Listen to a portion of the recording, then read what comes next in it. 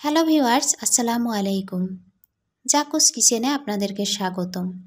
আশা করি সবাই অনেক বেশি ভালো আছেন। প্রতিদিনের মতো আবারও নতুন একটি রেসিপি নিয়ে আপনাদের সামনে হাজির হলাম। আপনাদের জন্য আজকে নিয়ে এলাম সুজির পরাটার রেসিপি।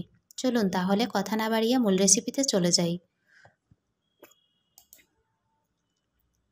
সুজির পরাটা বানানোর জন্য সবার প্রথমে একটি কড়াইয়ে দিয়ে দিব 2 চামচ সয়াবিন তেল। আপনারা এখানে তেলের পরিবর্তে ঘিও ইউজ করতে পারেন।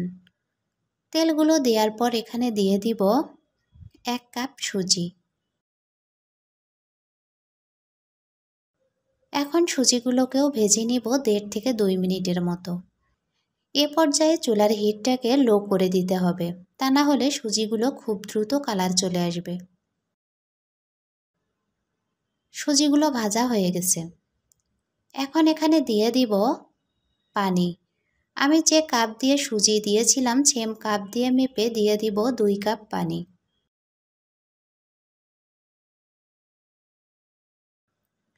পানিগুলো দেওয়ার পর আবারও একটু মিশাই দিব এবং সেই সাথে দিয়ে দিব সামান্য একটু লবণ। আবারও খুব ভালো করে নাড়তে থাকব যতক্ষণ না সুজিগুলো দলা পেকে আসছে।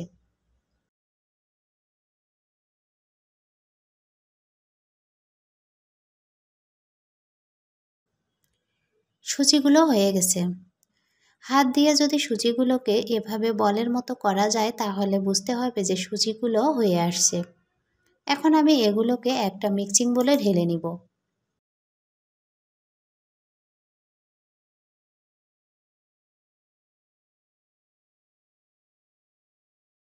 ঢেলে নেওয়ার পর এভাবে একটু গরম থাকা অবস্থায় মথে নিতে হবে।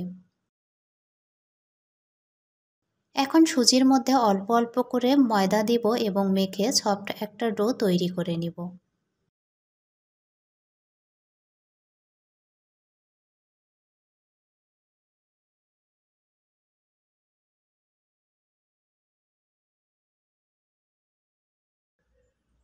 ডোটা যেন আরও একটু সফট হয় এজন্য দিয়ে দিব সামান্য একটু সয়াবিন তেল। তেলগুলো দেওয়ার পর আবারও খুব ভালো করে মথে নিব।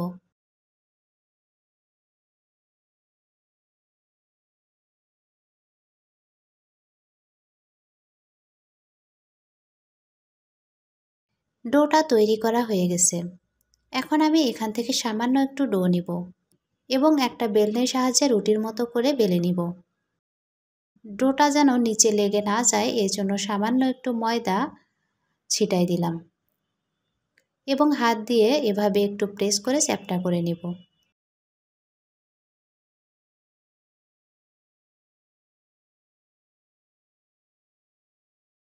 এখন একটা বেলনের সাহায্যে বেলে পরাটা শেপ করে নিব।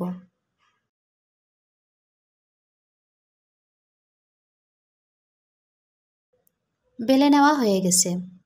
অপরদিকে চুলায় একটি কড়াই গরম করতে দিয়েছিলাম। কড়াইটা গরম হয়ে আসলে এর মধ্যে রুটিটাকে দিয়ে দিব। এক পাশটা হয়ে আসলে অপর পাশে উল্টাই দিব। এভাবে উল্টিয়ে পাল্টিয়ে 2 পাশটা খুব ভালো করে ভেজে নিব। ভাজা হয়ে গেছে। এখন এর উপরে সামান্য একটু তেল ব্রাশ করে দিব।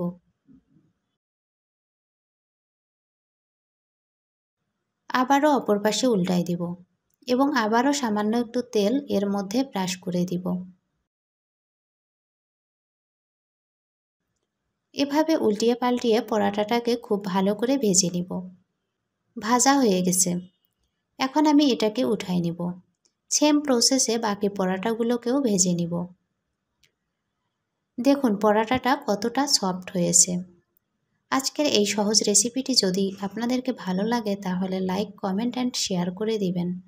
যারা আমার চ্যানেলটি সাবস্ক্রাইব করেছেন তাদেরকে অসংখ্য ধন্যবাদ এবং যারা এখনও সাবস্ক্রাইব করেন নাই প্লিজ সাবস্ক্রাইব মাই চ্যানেল।